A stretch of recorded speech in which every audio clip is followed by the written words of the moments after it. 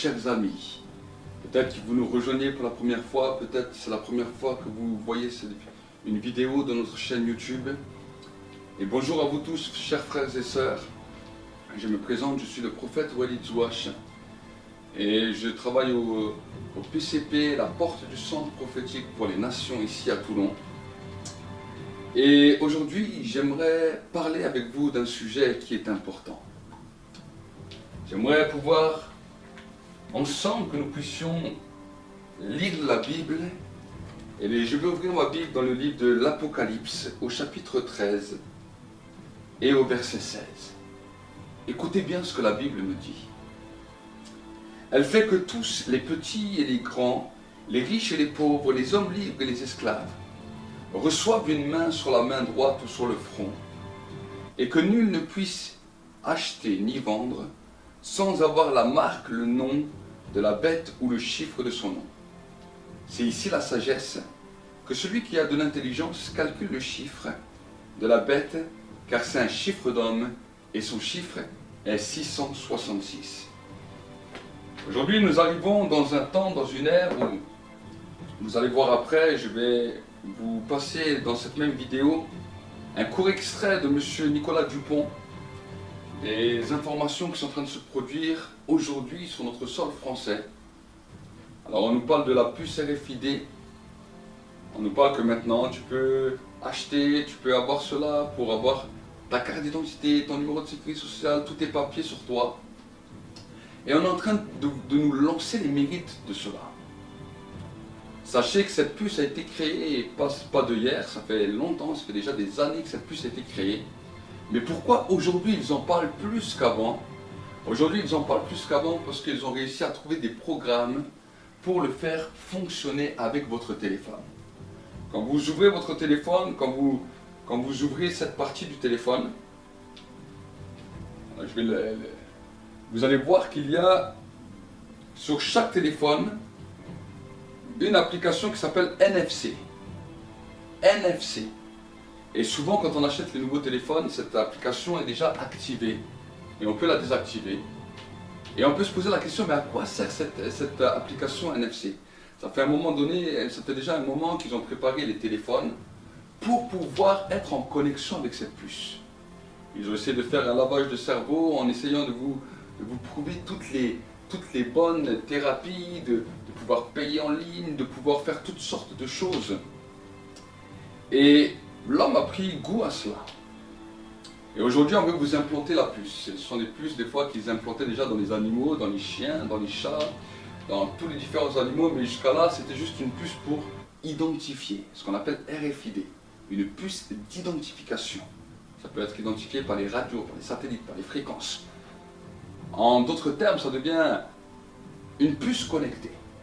Et cette puce, ils veulent la mettre en vous. Alors on va vous présenter toutes sortes de bonnes attractions qui, à point de vue humain, peuvent être bien. Mais le but, c'est de pouvoir vous détruire et de pouvoir vous contrôler. La Bible nous en parle déjà depuis plus de 2000 ans qu'un jour, l'homme ne pourra ni vendre ni acheter sans avoir cette marque sur lui. Aujourd'hui, elle n'est pas encore obligatoire. Aujourd'hui, ils vous la présentent. Pourquoi?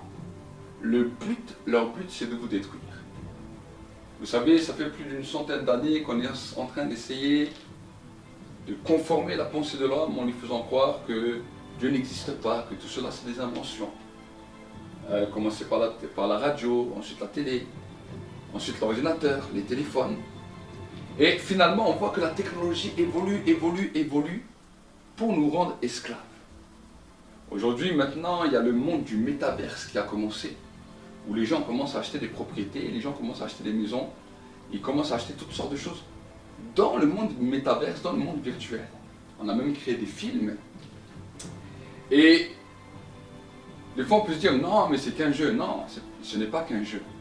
La dimension dans laquelle ils veulent vous amener avec cette puce RFID, c'est de vous faire même voyager. Comment ils vont faire? Aujourd'hui, on nous parle de partout de la fibre optique. Il faut savoir que la dimension de la fibre optique est une dimension qui marche à la vitesse de la lumière. Et en marchant à la vitesse de la lumière, ils veulent amener l'homme dans une dimension où dans cette connexion, vous-même vous puissiez vous déplacer à la vitesse de la lumière.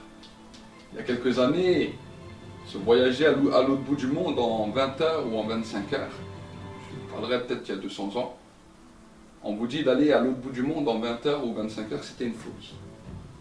Mais aujourd'hui, nous qui sommes de cette génération, ce n'est plus une folie, puisque l'avion peut nous amener à l'autre bout du monde en l'espace de 20 heures.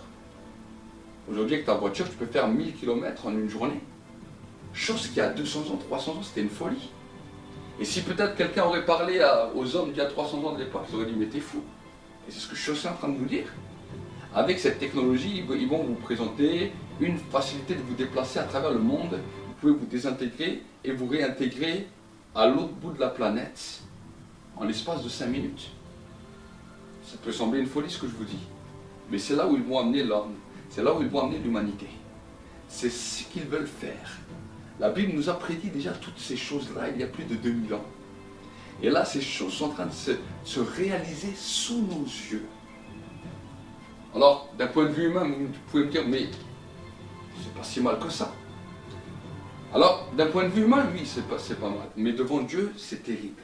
Parce que la Bible nous dit que cette puce amène à une condamnation sur l'être humain. Cette puce va même rendre les hommes immortels, parce qu'ils vont trouver des technologies pour vous augmenter. On nous parle déjà des hommes augmentés dans les armées, dans beaucoup d'endroits. Mais j'aimerais vous dire qu'il y a une réalité aussi spirituelle pour votre vie. En tant que chrétiens, nous nous attendons à un grand événement. Cet événement s'appelle l'enlèvement. La Bible nous dit que tous ceux qui ont accepté Jésus, avant que des choses terribles vont se passer sur terre, il y aura un événement dans lequel nous nous y attendons tous. Cet événement où là je peux parler avec vous, si cet événement arrive aujourd'hui, la Bible nous dit qu'au son d'un archange, au son de la dernière trompette, en un clin d'œil on disparaît et on part au ciel. C'est cet événement que nous nous attendons. Et c'est de cet événement que nous nous réjouissons en tant que chrétiens. Et toi peut-être si tu n'as jamais accepté Jésus dans ta vie, tu peux aussi faire partie de ces hommes et de ces femmes qui s'attendent à cet événement, qu'on appelle l'enlèvement, en acceptant Jésus là où tu es dans ta vie, en reconnaissant que tu es pécheur, en reconnaissant que, en lui demandant pardon pour tes péchés, et en reconnaissant que son sacrifice n'a pas été vain, mais qu'il a été donné pour toi, que son sang a coulé pour te racheter et pour faire de toi une nouvelle personne. Et alors le Saint-Esprit va venir sur toi, et tu vas vivre une vie spirituelle dans laquelle tu vas sentir une paix, une joie et un amour qui vient. Pourquoi je vous dis cela? Aujourd'hui, nous sommes entourés de sociétés de ténèbres qui font tout pour que l'homme ne croie pas. Une des raisons pour lesquelles beaucoup d'hommes et de femmes iront en enfer, ce n'est pas parce qu'ils n'ont pas été des bons citoyens, ce n'est pas parce qu'ils n'ont pas su être agréables aux yeux des hommes, mais c'est à cause d'une chose, parce qu'ils n'ont pas voulu croire en Dieu. Et aujourd'hui, nos sociétés travaillent là-dessus depuis plus d'une centaine d'années. Ils travaillent là-dessus farouchement pour vous empêcher de croire. On nous a prôné la laïcité, on nous a prôné toutes sortes de choses pour détruire la mentalité de l'homme. Aujourd'hui, ils font des choses terribles. Ils font des choses terribles. Ils veulent apprendre à nos enfants des sexualités débridées à travers la théorie du genre, en disant à un garçon, tu n'es pas un garçon, tu n'es pas une fille, c'est à toi de choisir. Tu es peut-être les deux. Ils sont en train de déformer toute une mentalité. Ce sont des choses terribles. Mais ils veulent aller plus loin, ils veulent prendre le contrôle de vos corps, ils veulent prendre le contrôle de vos âmes. Ils veulent que vous deveniez un objet pour eux. Et si vous n'êtes pas d'accord avec eux, ils vous désintègrent. Voilà pourquoi ils mettent en place toutes sortes de stratégies comme la puce, comme toutes ces choses-là. Vous savez, nos gouvernements ne travaillent pas pour notre bonheur, mais ils travaillent pour nous combattre et pour nous batailler. Alors, aujourd'hui, ils ont créé, déjà longtemps, ils ont créé des sociétés secrètes. Ce n'est pas une folie, ce n'est pas une utopie, c'est une réalité. Des sociétés secrètes comme les Illuminati, les francs-maçons, les Rose-Croix, le monde occulte. Tout cela travaille dans le monde des ténèbres pour détruire l'humanité.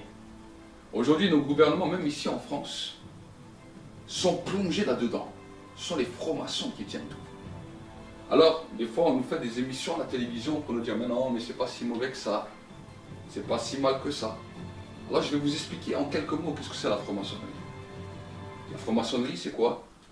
C'est un système de contrôle, de régulation. On va prendre l'exemple d'un paysan. Un paysan, il a des vaches et il peut, avec son exploitation, faire 100 000 litres de lait par mois ou par jour, et même plus. Voici que les francs-maçons, pour pouvoir contrôler le monde, qu'est-ce qu'ils font? Ils vont créer des lois, et ils vont leur dire, voilà, vous ne sortez pas plus de 80 000 litres par jour ou par mois. Tout ce qui est en plus, vous devez le détruire.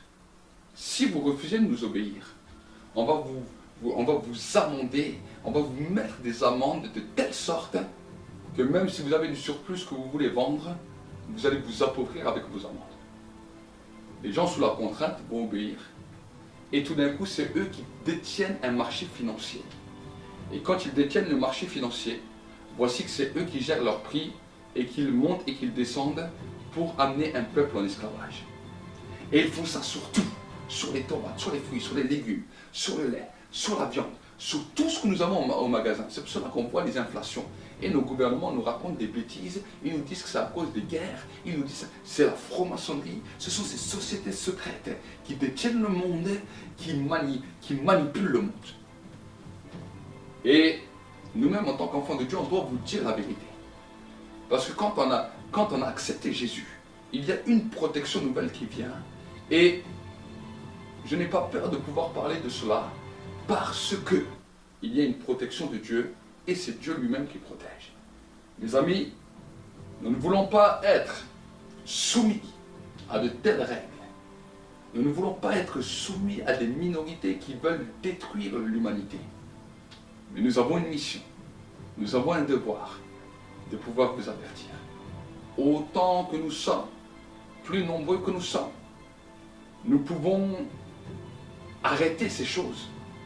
Nous pouvons arrêter leur système démoniaque, leur système mauvais qui veulent amener la destruction de la terre. En tant qu'enfant de Dieu et en tant que serviteur de Dieu, c'est de ma responsabilité de vous avertir, que vous soyez chrétien, que vous soyez peut-être d'une autre religion, ou que vous ne connaissiez pas. C'est mon devoir de pouvoir vous alerter. Mes amis, c'est quelque chose de terrible qui est en train de se passer. Nous vivons dans un temps, nous vivons dans une saison où nous devons comprendre et saisir les choses. La Bible nous en parle depuis plus de 2000 ans. Et quand vous commencez à analyser la Bible, vous trouvez la sagesse de Dieu. Dieu nous a déjà avertis de toutes ces choses. Maintenant, c'est en train de venir au grand jour. La technologie avance à grands pas. Mais mes amis, ne devenons pas des esclaves, mais entrons dans la liberté des enfants de Dieu. Alors sur ces quelques mots, je vais vous laisser écouter ce que M. Nicolas Dupont dit, ce qui a été dit dans nos radios françaises, afin de pouvoir être éclairé. Des fois, c'est malheureux à dire, mais c'est une minorité qui essaie de détruire le monde.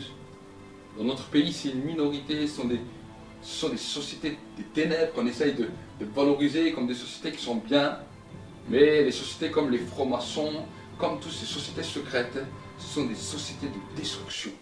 Ils s'emparent des médias, ils s'emparent de toutes les structures pour essayer de manipuler les gens. Que ce soit dans les informations à 13h, à 20h, ils vous manipulent. On a pu voir la dimension avec le Covid, c'était terrible. Ils ont imposé un vaccin, ils ont obligé les choses. Et nous avons pu voir que les hommes, malheureusement, suivent vite à cause de la peur. Mais toutes ces choses-là, c'est eux qui les ont créées dans le secret. C'est eux qui ont fabriqué les choses dans le secret. C'est eux qui ont travaillé dans le secret pour détruire. Mais il n'y a qu'un nom qui peut nous sauver. Il n'y a qu'un nom qui peut nous garder. Et c'est le nom de Jésus. Il est venu pour détruire les œuvres des ténèbres. Et j'aime vous dire, si vous vous confiez en lui, vous ne le regretterez jamais. Écoutez ce que M. Nicolas Dupont dit. Info a dévoilé la nouvelle trouvaille, la puce sous-cutanée. C'est quoi? C'est un implant électronique connecté, infime, qu'on met sous la peau, dans la main par exemple, et qui permettrait d'ouvrir la porte de sa maison, de payer, d'être reconnu, de pouvoir entrer dans un stade, de monter dans un avion. Bref, l'objet de rêve pour ceux qui veulent transformer l'homme en un être, en un robot obéissant. Alors ça vous paraît de la science-fiction, mais France Info, et c'est ça qui m'a le plus choqué dans une chronique du 4 septembre, s'enthousiasme pour cette innovation. J'ai repris là le texte de l'émission. Il faut voir les mots employés. Les deux journalistes nous expliquent que c'est la modernité, que c'est formidable, que ça évite de se faire voler ses clés, de se faire voler son portefeuille, que c'est une grande innovation, que même les chiens, oui, se félicitent que les chiens sont déjà badgés comme ça.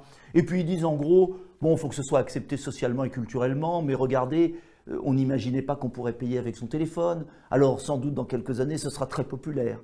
Mais comment une chaîne du service public peut à ce point être au service d'une telle folie sans à aucun moment s'interroger sur les conséquences? Parce que derrière cet objet connecté, il y a quoi? Il y a la transformation de l'homme en robot, mais il y a surtout le contrôle par ceux qui nous dirigent. Et je veux vous dire qu'en fait, aujourd'hui, il y a un puzzle qui se met en place. Il y a plusieurs pièces du puzzle. Et le jour où toutes ces pièces du puzzle vont s'assembler, nous aurons perdu toutes nos libertés. Ce sera fini. Alors, quelles sont les pièces du puzzle? Il y a bien sûr cette idée de la puce sous-cutanée qu'on va vous présenter comme une superbe innovation. Mais il y a autre chose. Il y a l'euro numérique qui est prévu pour 2027. La Commission de Bruxelles l'a lancé en juin 2023, l'euro numérique. Je vais vous expliquer ce que c'est. Et puis, il y a le portefeuille numérique. C'est autre chose que prépare la Commission de Bruxelles avec la France et l'Allemagne, les grandes entreprises électroniques, M. Thierry Breton.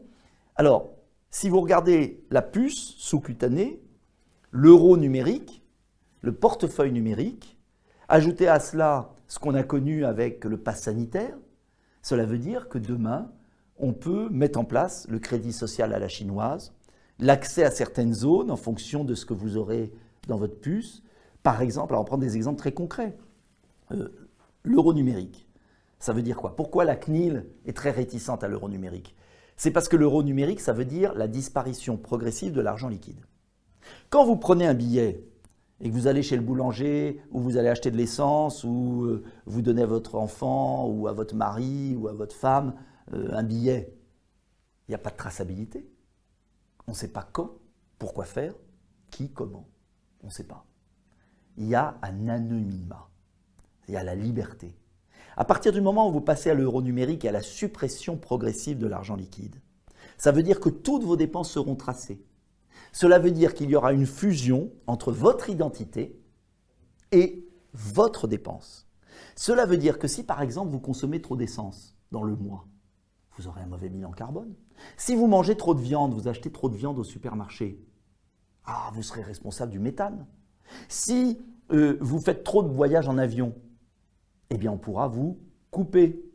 Oui, on pourra vous couper votre crédit bancaire. On pourra, comme ceux qui avaient manifesté au Canada, où Justin Trudeau, vous savez, le mouvement des camionneurs, a voulu leur bloquer leur compte bancaire. C'est extrêmement grave. L'euro numérique et la disparition de l'argent liquide, c'est la fin de nos libertés. Alors je vous invite à quelque chose. Je vous invite à une chose très concrète. Prenez de l'argent liquide en début de mois à votre banque, petit à petit, et payez le maximum de choses en argent liquide. Parce qu'à chaque fois que vous payez avec votre carte bancaire ou votre téléphone, il y a une commission en plus. Et quand vous avez 50 € qui passent 100 fois dans une dépense par carte bancaire, eh bien, à la fin, il n'y a plus d'euros. Tout est allé à la banque. Voilà pourquoi les banques sont favorables à ça. Quand vous avez un billet de 50 €, il circule des milliers de fois, il ne donne pas d'argent aux banques.